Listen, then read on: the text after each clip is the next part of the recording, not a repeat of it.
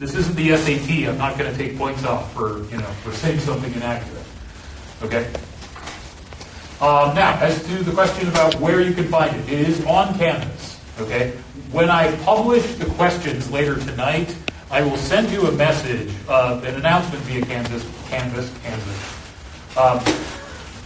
It's because I was talking in music history, I was talking about the 1918 influenza epidemic, which was called the Spanish influenza, even though it started in Kansas. Long story.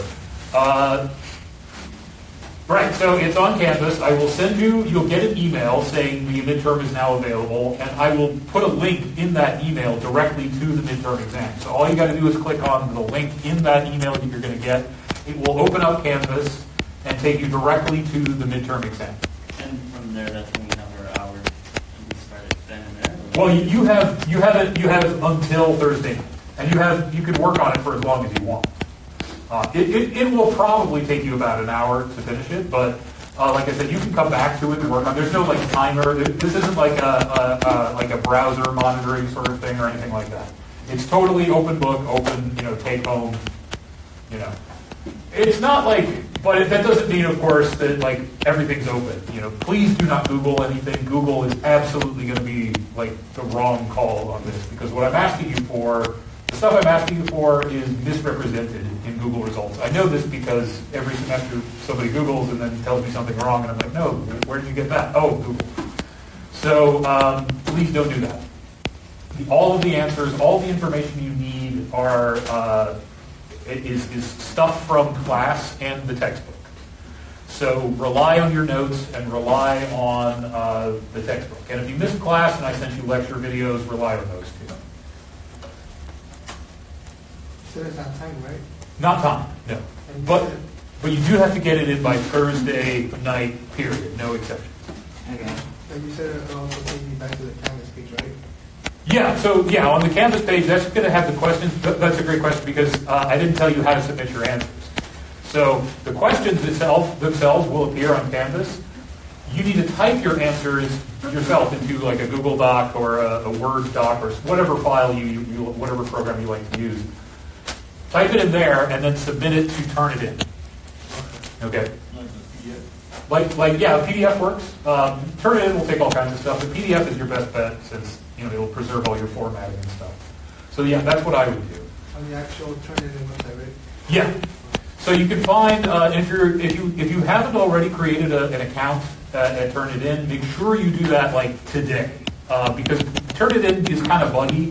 Sometimes it'll just crap out. They fix it pretty quickly within a few hours, but you don't want to be trying to create your Turnitin account at 11:30 p.m. on Thursday and it's not working. So do it today. Okay. It'll ask you for a class ID and a passcode. You can find those in the syllabus under the Turnitin heading. Okay. Once you've got that set up, you're all good. The questions will appear tonight. You write your answers. You submit that file to Turnitin before 11:59 p.m. on Thursday, and you're golden. Sound good?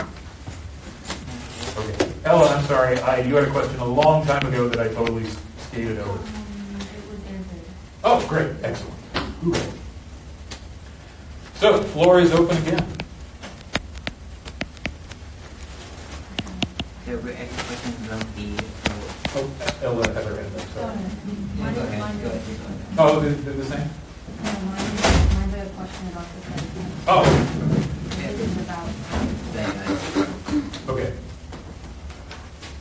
Your hand is up first, so you go first. Okay. I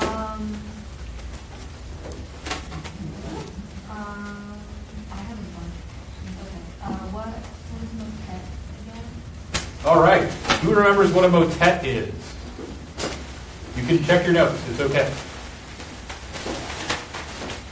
This is back in the Middle Ages. This was something we talked about at the very end of the Middle Ages.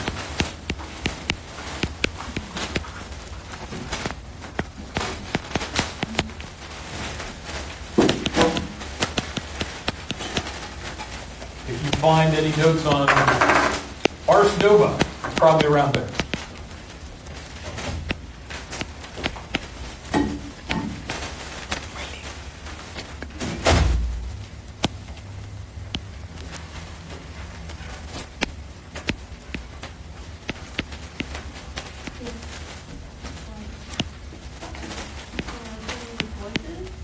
Okay, good. Good. That's a perfect starting place. Anybody have more? Polyphony with voices. That is definitely the key thing. Okay, let's rewind a little bit to Gregorian chant. Okay, so remember with Gregorian chant, it's just monophonic, it's just one sound at a time, and eventually people get bored singing that all the time. So then we get polyphony, right? We get people first introducing parallel organum, just singing the same line on a different pitch level. Then they introduce contrary motion, so now we've got independent melodic lines. And then we get to the school of Notre Dame, and they bring in, metric modes and measured rhythm and all of that. And now we finally have polyphonic compositions, including multiple different melodies weaving in and out of each other. And those compositions are called, anybody know? Medieval sacred polyphony built on Gregorian chant. Organum, very good. So yeah, the organum are polyphonic works using a piece of Gregorian chant, basically like a bass line. And then they write another line on top of it, or a couple of lines on top of it. So that is an organum. That is a polyphonic, sacred piece of music from Catholic worship services in the Middle Ages. Then, at the end of in the 14th century, we see people moving away from writing organum, and instead they're writing motets. Now, in the same way that an organum is based on sort of an elaboration on a piece of Gregorian chant, right? You take a Gregorian chant, you build stuff on top of it. Well, a motet is doing the same thing. It starts with an organum, with a polyphonic organum, and then it adds other stuff. It might just be a new text, like new words, new lyrics. And sometimes these motets would have 2 or even 3 different sets of lyrics happening, one in each voice, all at the same time. Sometimes they would be in different languages. You'd have one in French and one in Latin. Okay? Sometimes a motet starts with an organum and then we add an extra polyphonic voice, or a couple of extra polyphonic voices. Right? So, an organum is built out of, is grown on top of a piece of Gregorian chant, and a motet is developed out of an organum. So another way of looking at this is that in the Middle Ages, most composition was derivative. It is what we would think of in our current day as copyright infringement, as plagiarism, as stealing people's art. They did not see it that way. They did not take personal ownership over the compositions that they made. Remember, these are people who are in the church, working for the church. The music they make is for the church. It doesn't belong to them. Okay? And they don't think of it that way. So if some other composer is like, oh, I like that, I'm just gonna steal it and write something on top of it and slap my name on it, nobody cares. That's the normal thing. That's what you're supposed to do. We don't get this notion that an artist owns and controls their art until capitalism appears, and now artists have to, if they want to survive, they have to take ownership of their art in a way that they didn't have to in previous centuries. So again, in the Middle Ages, motets are totally derivative of previous composition, but that's totally fine. That's the whole point. As you're listening to the motet, you're supposed to be able to think about the original context of the organum that it's based on. And so then in your mind, you're comparing the new lyrics to the old connotations that the music still carries. And you're supposed to sort of work that out. Sometimes the new lyrics will conflict with the messages that the sounds are carrying. So that's sort of the double encoding and interpretive process that goes along with motets. You had a question? Yes, so you mentioned that the first 2 questions are going to be hearing, like hearing questions there? Yeah. And those are going to be regarding what we study in class, right? Like the Hildegard thing and whatnot? Yeah, it's all going to be stuff that is on the syllabus as a listening assignment. And almost all of those pieces we've listened to in class. Maybe all of them. So like full materials, it could be either one, right? Yeah, it could be any of those. If you look on the syllabus, under each day there's like certain listening assignments. And it's all on Canvas also. If you look at the pages, there's listening assignments. So it could be any of those. And they're all listed on the study guide. Exactly, thank you. They are also listed on the study guide. So if it isn't on the study guide, you're not going to be tested on it. Okay, who's got another one? Or any follow-up on the last one? I just looking for the here. Okay, so Oh, Ella's got another one. I got one. Okay, the style difference between the Elza era and the style difference between the eras. Stylistic difference between the areas. Yeah, that's a big one. Basically, that on the study guide it says basically, know about how different, the musical style changed from era to era. That's basically a lot of things. What kinds of texture are you hearing in one era to the next? Is it in the Middle Ages? It's a lot of monophony and then a lot of polyphony and so forth, and that changes. What kinds of genres are being written? Is the music? Is there a lot of attention being paid to dynamics? When does that happen? Right in the Baroque period, suddenly dynamics matter. They didn't matter before, so that's a big stylistic musical difference between the Baroque period and previous periods, right? There's any number of things you could say about the stylistic differences between the Middle Ages, the European Renaissance, and the Baroque period. A whole lot of stuff.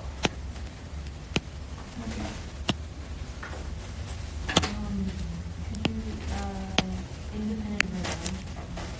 Okay, good. Yeah, so she's taking us back to the topic we were just talking about with organ, right? The development of polyphony in the Middle Ages. She's asking about independent rhythms. Can anybody fill us in a little bit on that?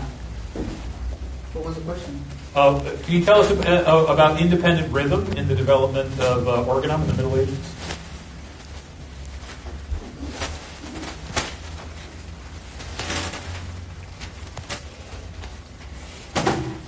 Syncopation?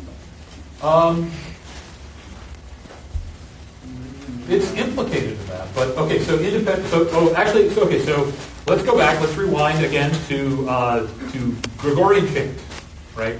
We're bored. We're coming up with new ways to make singing Gregorian chant interesting. So we come up first with parallel organum, which is just copying and pasting one melody above itself at a different pitch level, and then it's all kind of chained together.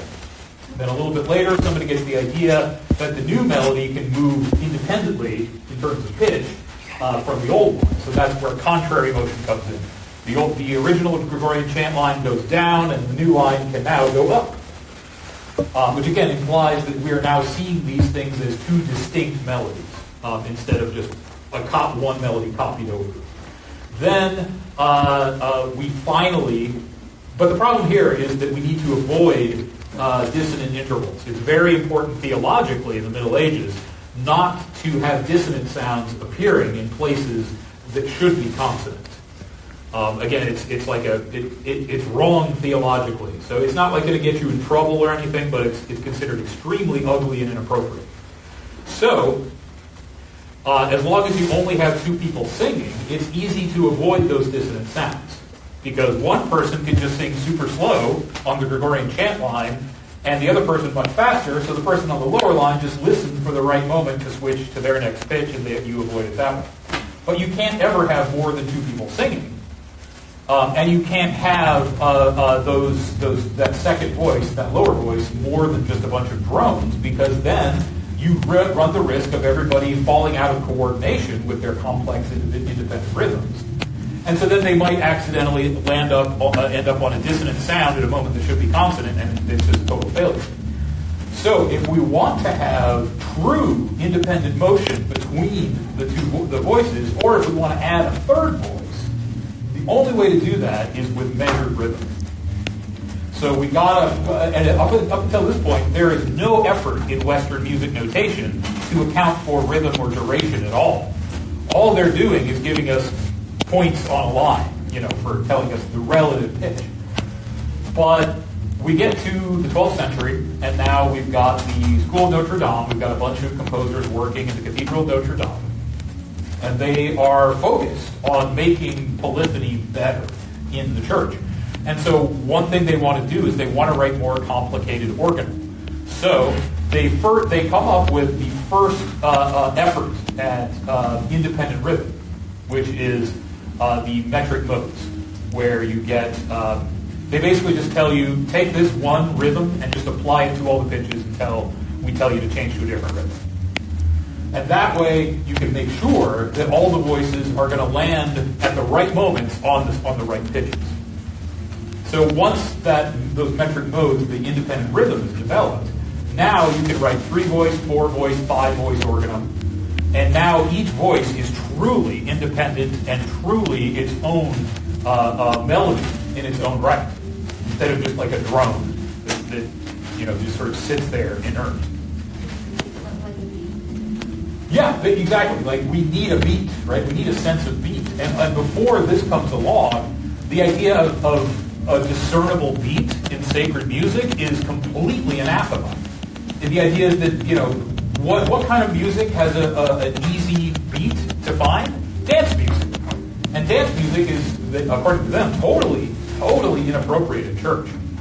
So to avoid any sort of associations with dance music, they're going to make sure that you can't hear the beat. So like in Gregorian chant, there is no beat. It just kind of flows. And in the early stages of organum, parallel organum, and with contrary motion comes in, still it's there's no real beat. We don't need a beat. It just kind of flows.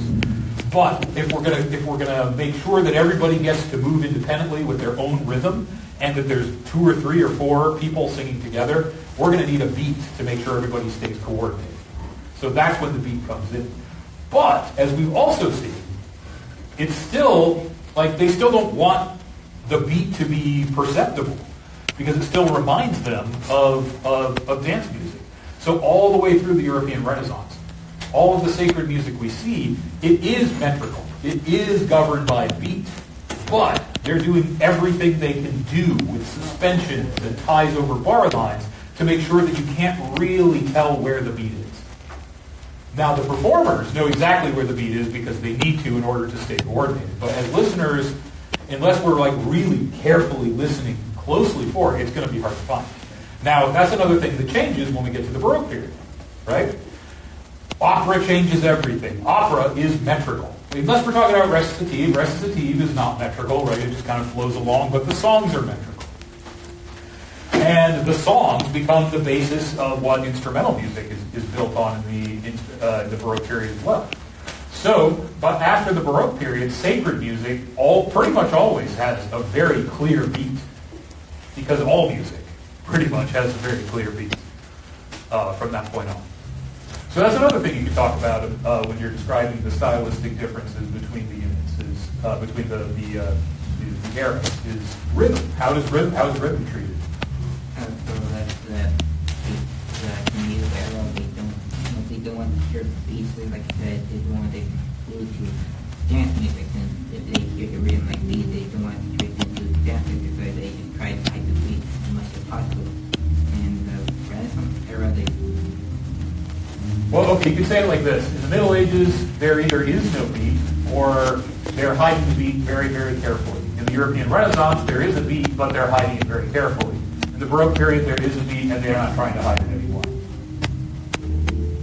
okay, that's pretty cool. Yeah. Does that answer the motet, or the independent rhythm question? Okay. Did we get the motet taken care of before? I forgot to ask. Okay.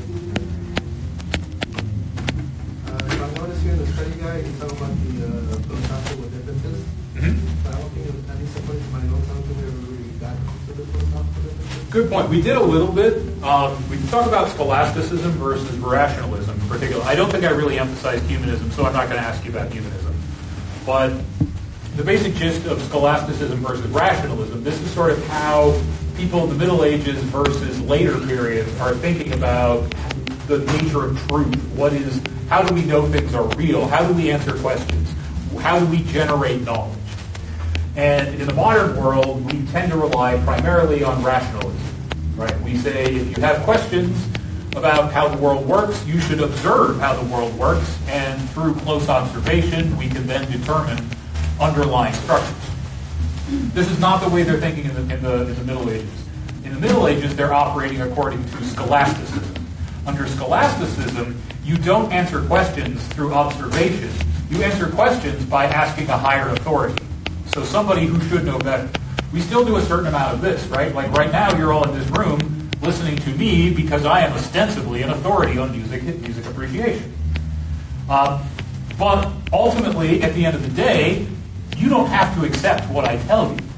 I mean, for the purposes of your grade, you do. But at the end of the semester, you can just say, yeah, everything he said was bullshit. And that's okay. You are totally welcome to do that. You don't need to take my word for it. Which also means that it's incumbent on me to make sure that I don't tell you anything that's bullshit. That I tell you stuff that is backed up in evidence. So that when you do doubt me, you can go look it up for yourself and come to your own conclusions. That's how rationalism works.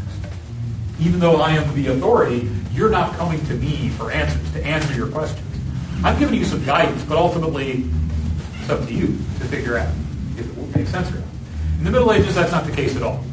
You ask your priest tells you the answer, that's the end. You accept it, or you're a heretic. Even if it doesn't make any sense. Like the whole guidance. Yeah, exactly. So, if the answer doesn't make sense, oh well, that's the answer. That is the answer. And so how do you answer a question about the natural world? Do you observe the natural world, or do you look in the Bible? Do you look for an answer in the Bible? And if there is no direct answer in the Bible, then you sort of craft one based on principles or stories that you find in the Bible. The problem there is that the Bible is often self-contradictory. Some parts of the Bible contradict other parts. And so, essentially, you can find justification for basically any position you want in the Bible, anywhere, somewhere, if you're really motivated to do so. Like the whole priest thing, the priest never wrong, but they can contradict the previous priest. But The Pope. Yeah. The Pope. Pope is infallible. Yeah, Yeah. the Pope is infallible, but it's contradict the previous Pope. Yeah, I mean, they can reverse policies, but they have to do it in a careful way where they don't say that guy was wrong. Unless they declare the previous pope an anti-pope, in which case they say, well, that he was an illegitimate pope and he never had. Wrong. Yeah. So then they can just ignore it entirely. But they don't like to do that because, if you declare your predecessor as an anti-pope and nullify them, then the next pope might do the same thing to you. So they don't like to do that. It happened last time when they put a dead pope in trial. I don't know that one. Yeah, there was a pope that he was dead, so they put his corpse in trial. Oh, yeah. That did happen a long centuries ago. One pope dug up his predecessor and put his corpse on trial. That did happen, yeah. Popes were weird in the old days, you guys. Anyway, what were we talking about? Fallacies and... Oh, right, scholasticism. Yeah. Thank you. So, right. So with scholasticism, it's just a matter of somebody knows better than you, and you take their answer. Period. Which works for some things and not at all for others. That's a big reason, that scholastic turn of mind is a big reason why Europeans, Western Europeans in particular, had such a hard time making technological and scientific developments during the early centuries of the Middle Ages, because they were working with a faulty rule set, basically.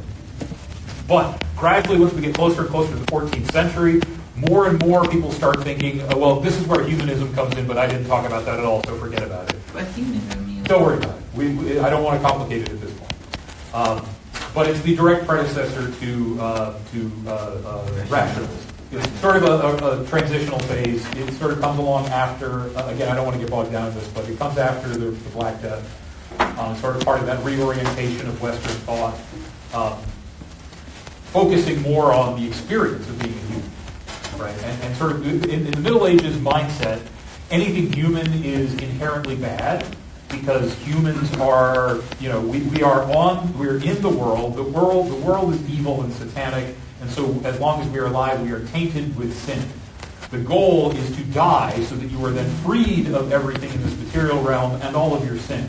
So anytime you feel something good in the world in the Middle Ages, that's bad. That's a sign that you're being tempted by worldly desires, which are to say satanic desires. And that's going to keep you from achieving your reward in heaven after you die. So you've got to be suspicious of anything that's good. If it's bad, you should embrace it. If it causes you pain and distress, that's what life is supposed to be like. Life is supposed to be miserable. You're supposed to suffer, and then when you die, you get your reward when you go to heaven. So, chivalry thing? Well, that's not exactly related to chivalry, but... you said the comparison of suffering, the goal. Oh, yeah, no, for sure, yeah, thank you. Yeah, the centrality of suffering, the value placed on suffering is definitely a through line there. So into the moral thing, the chivalry, and the moral thing, they're two separate things. Basically, but they're related, as you pointed out. Yeah, that's the comparison of suffering. Yeah. On that point, yeah. Yeah, but different. Yeah.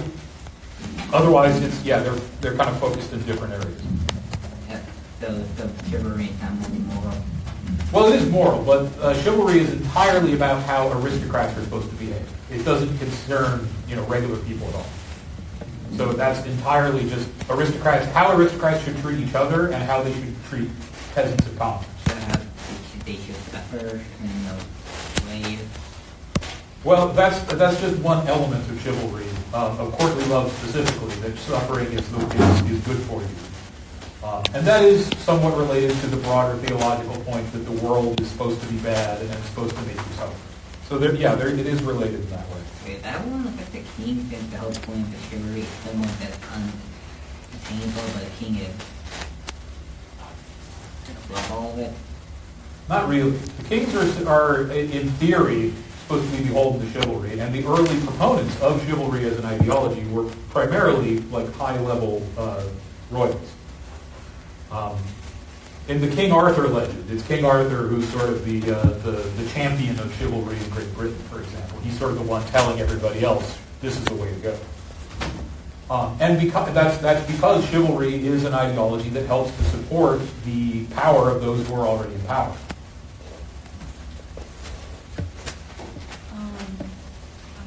About one of the questions was like attitudes towards secular music in the Middle Ages and the Renaissance. Isn't it that like in the Middle Ages it was kind of like frowned upon and like kept very separate from the church music because it was for like commoners, and then in the Renaissance it was like there was more overlap and it was more enjoyed by like upper class people. Yeah, basically. So, the gist of how people in the Middle Ages felt about secular music is very negative, for the same reasons we were just talking about. Music is enjoyable, music gives you pleasure, therefore it is bad. Now, church music is different. Church music is okay because that's music in the service of God, and so therefore it's justifiable and it's respectable. But secular music, non-church music, is of the devil, essentially. So in the Middle Ages, if you are a secular musician, you know what you're doing. You know you're bringing a certain amount of social opprobrium on your head. Everybody kind of enjoys secular music, but you might, for religious reasons, avoid it. Then we get, but aristocrats are making their own secular music, right? In the Middle Ages, they're writing all their troubadour songs, their Trovarine songs, Trouvère songs, all of that. The aristocrats are doing it, and yeah, it's considered sinful. But also they're aristocrats and they can get away with stuff that commoners can't get away with. So it happens.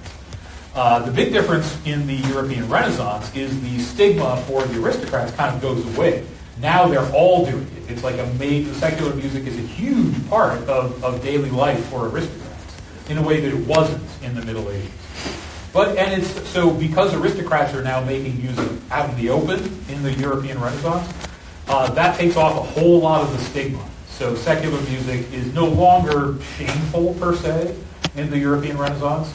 It's still not like prestigious, but it's not something that your parents are going to disown you for, like it would be in the Middle Ages. Then we get to the Baroque period, and secular music is like at least as influential as sacred music. Right at that point, and it has entirely everything to do with the attitudes and the behaviors of the aristocrats. By the Is it popular. fair to say that once it reaches the classical age or era of music, that must have become something prestigious? At that point, it's super prestigious. Right? Like the whole, Like 180s from music. Yeah, and that's one of the things we'll talk about in the classical period is that from that point on, sacred music just kind of starts fading away, and it's not really as important or as influential. By the time we get to the 19th century, it's an afterthought. Like people are still writing music for church, but they're writing it based on what's happening in secular music. So, like in the Middle Ages, secular music or sacred music is leading the way, and secular music is kind of trailing along behind. By the time we get to the 19th century, it's the opposite. Now, secular music is leading the way, and sacred music is kind of lagging. it's just they hope because of the population of opera, since they want to, because it's extremely popular, so they just change it into church music since they want to sound more like opera, so they be able to go to their churches because the Luther runs through the name, so. Exactly. That's when we get the oratorios and the cantatas as sort of sacred music alternatives to opera.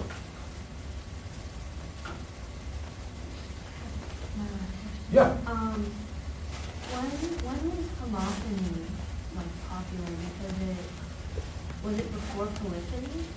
Great question. So homophony doesn't really start appearing until the European Renaissance.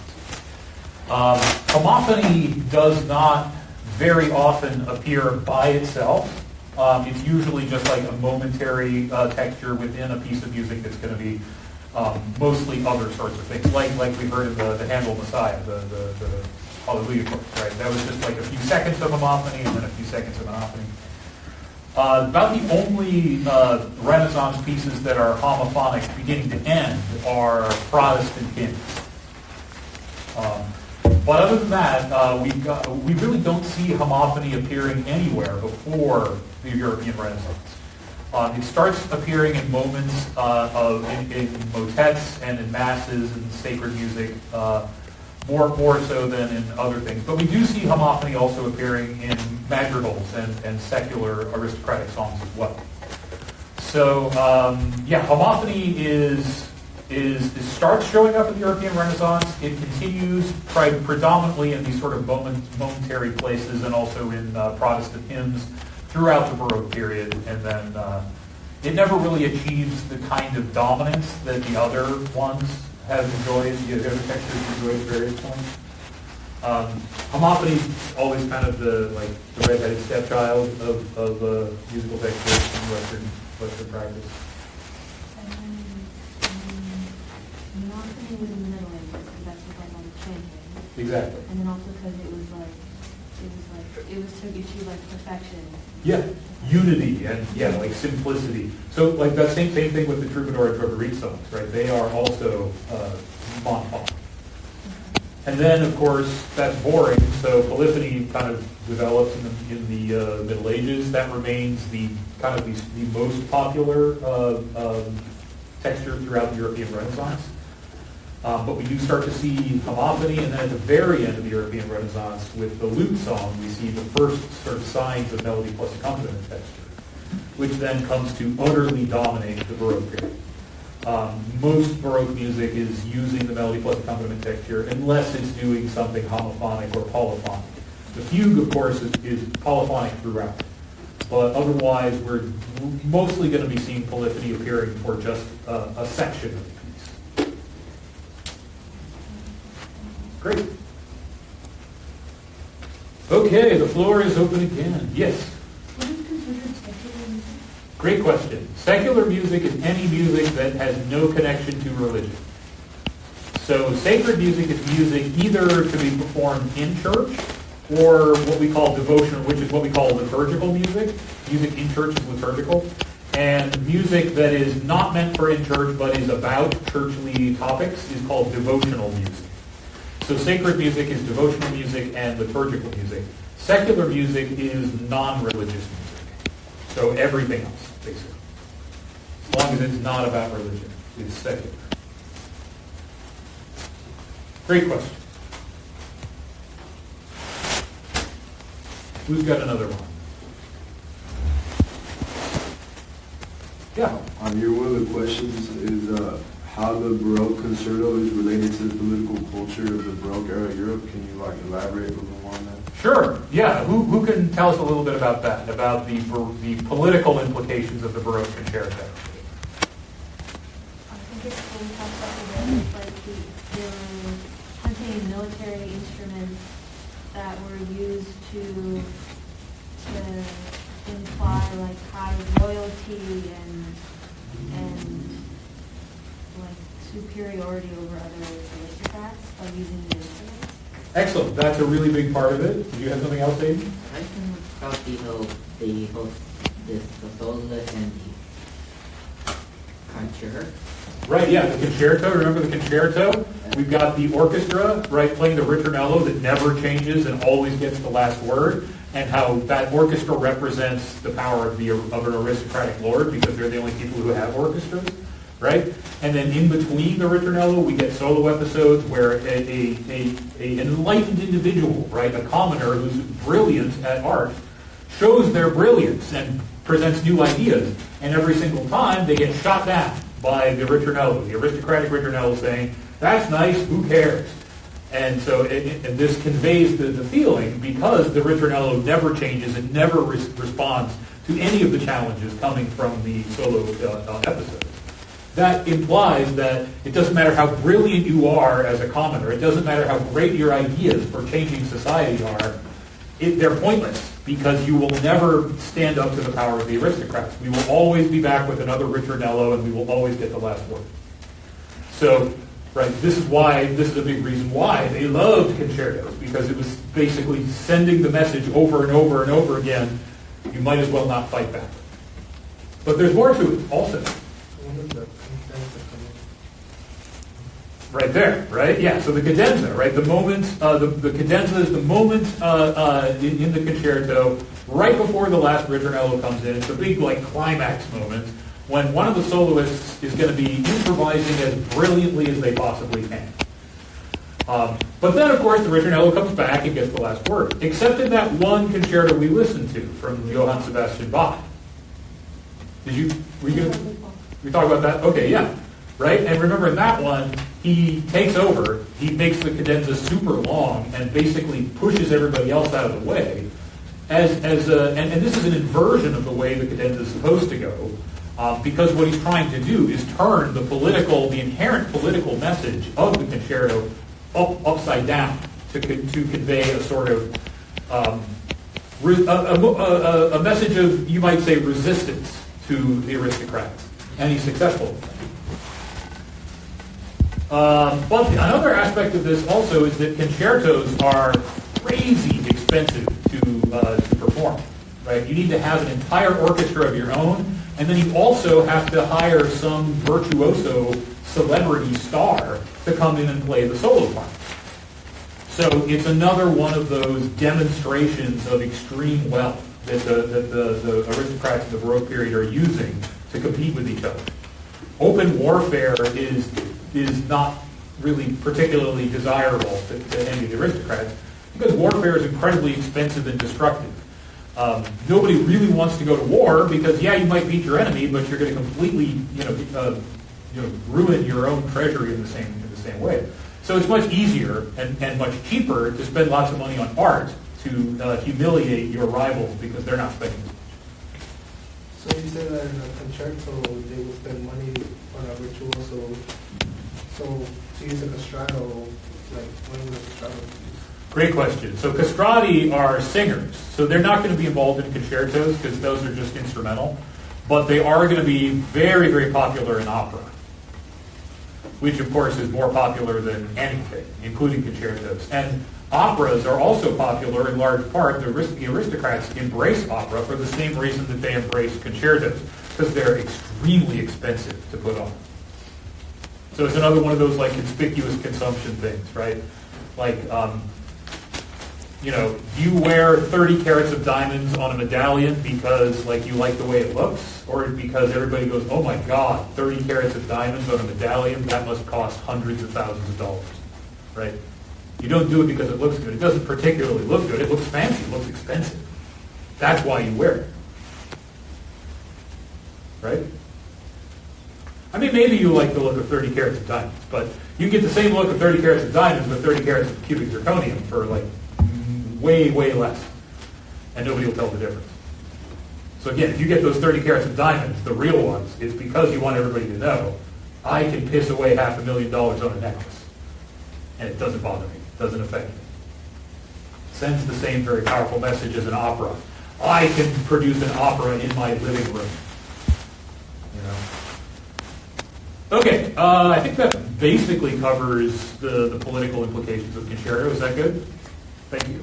All right, who's got something else?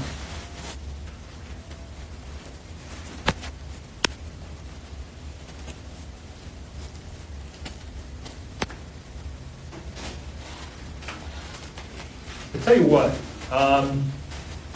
let's draw a line right here and say, anybody who wants to take off. Actually, let me finish my attendance here. And then if you want to take off, you can. If you want to stick around and continue reviewing, please do so. But yeah, I'm going to call it, if you want to take off, you are welcome to go. And good luck, and let me know if you have any questions on the exam. I can't give you answers, but I can clarify things. So don't, once the exam starts, you can ask me. Okay, don't be afraid to reach out. All right, so good luck. Have a great week, and I will look forward to seeing you next week.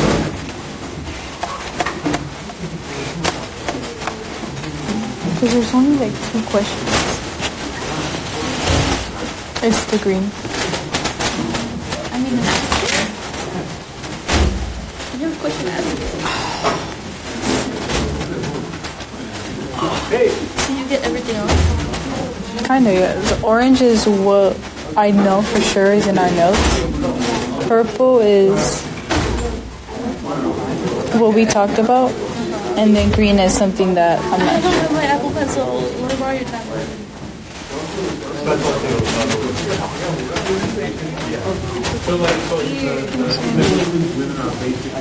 Damn, you need to fix this air pocket, dude.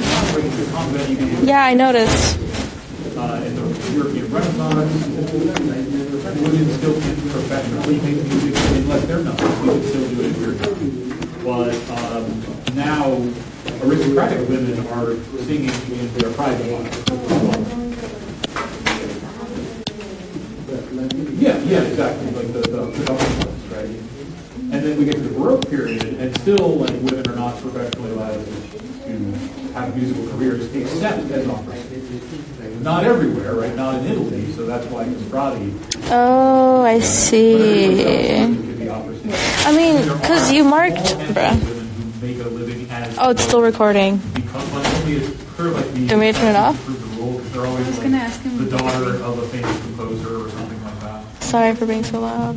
I'm a moron. That's the Baroque. But here's the thing, I can't show him that I see the recording of it. Who cares?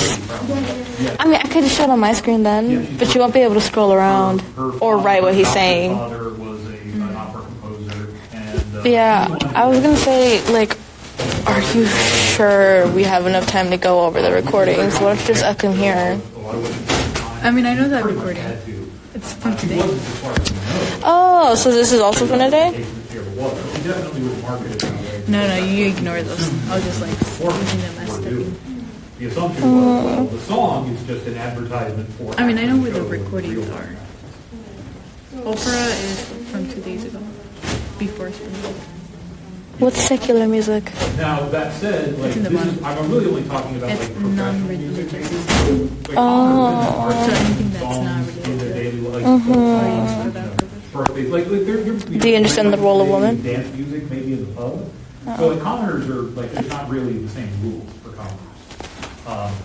There aren't really rules, but we don't know exactly the incidence of women who are making music as commoners because we really don't know anything about the commoners who are making music. So we assume women were active in commoner music because that's the way it is kind of everywhere, but we don't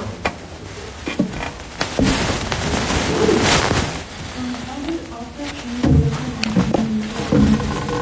Great question. That's the bit where basically opera is super popular, and so everybody wants even their instrumental music to remind them of opera. So that's why melody plus accompanying textures becomes so strong. That's why